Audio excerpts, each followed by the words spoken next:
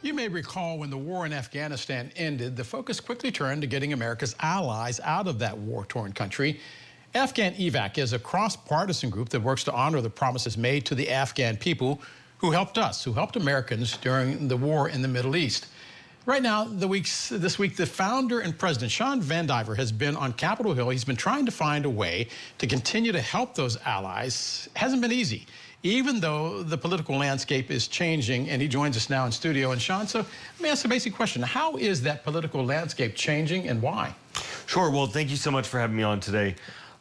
Look, on January 20th, before the president took office, we had 5,000 Afghans a month leaving on 28 flights a month, leaving from Kabul, going to third country locations, several of them Qatar, Albania, and various others, finishing their processing and moving on to the United States. On January 20th, he signed some executive orders that we think inadvertently shut all of this down, and they just haven't started up again. Sean, one of the things the administration does is it says that it is there for the fighting guy, it is there for the soldier. Why?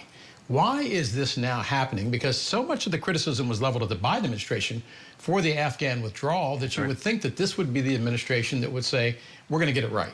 Well, I do think it's kind of silly that a lot of people, Mike Waltz, Chairman Brian Mast, people who said that they cared about this, who said that they wanted to throw a chair through a window, have gone largely silent on what has been happening. Now, we have seen a lot of Republican support. There's a lot of bills out there that are the Enduring Welcome Act that was just introduced, the Afghan Adjustment Act. But look, what we think is that a lot of these immigration hardliners have lost the forest for the trees, right? They're trying to just throw anybody out who looks different than us, rather than focusing on the people that they said they were going to focus on, the criminals and the bad actors.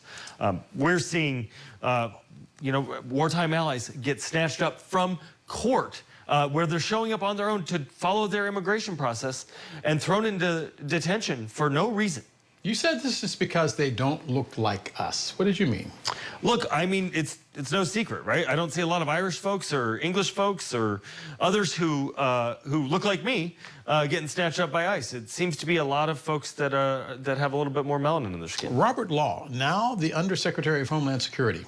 You're not happy about it. I'm not happy about that. Listen, he got confirmed today by the U.S. Senate. One senator from the Republican Party voted against him, Ted Budd. It was because of FEMA not moving fast enough to help out in North Carolina.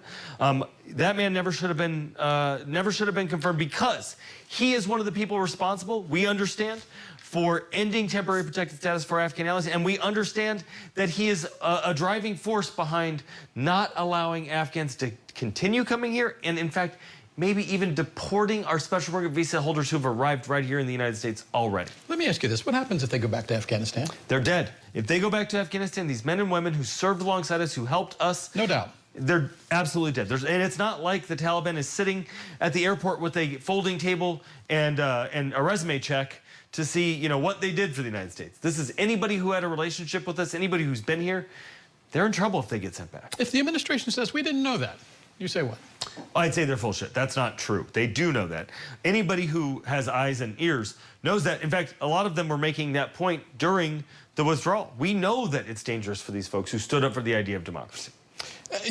Some of these issues are running right smack dab into the issues by ICE, Immigration and Customs Enforcement.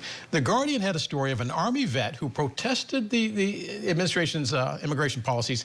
He wound up being arrested. This is a guy that was injured in a roadside bomb. He had a top secret clearance, and he came here thinking that he was going to be safe.